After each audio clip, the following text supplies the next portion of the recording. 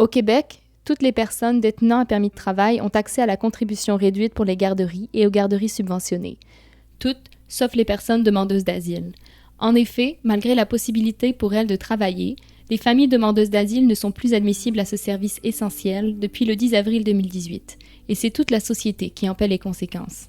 Les familles demandeuses d'asile ont accès à l'aide sociale et aimeraient en sortir. C'est cependant très difficile lorsqu'on manque de réseau social et qu'on a des enfants de moins de 5 ans qui ne peuvent pas entrer en garderie.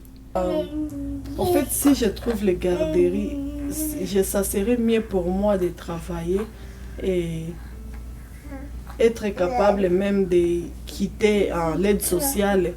Parce que si je travaille, je fais quelque chose qui est suffisant pour ma famille, ça pourra m'aider aussi à aider l'aide sociale pour d'autres personnes qui sont en train d'arriver nouveau au Canada. Et cela pourrait vraiment être bien pour moi.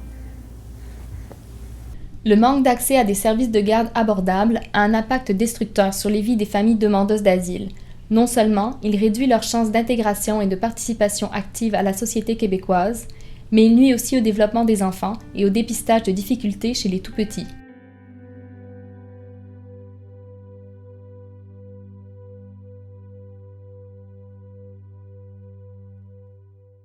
Donc, les demandeurs d'asile peuvent passer plusieurs années sur le territoire avant que leur statut soit régularisé.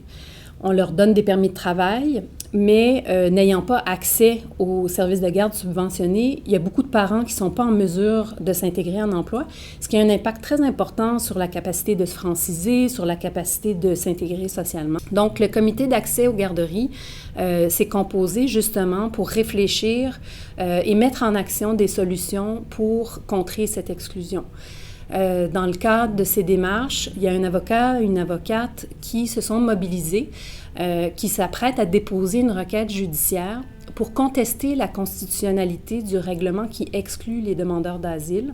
Donc, cette campagne de financement vise justement à aller chercher les fonds nécessaires pour soutenir le dépôt de cette requête.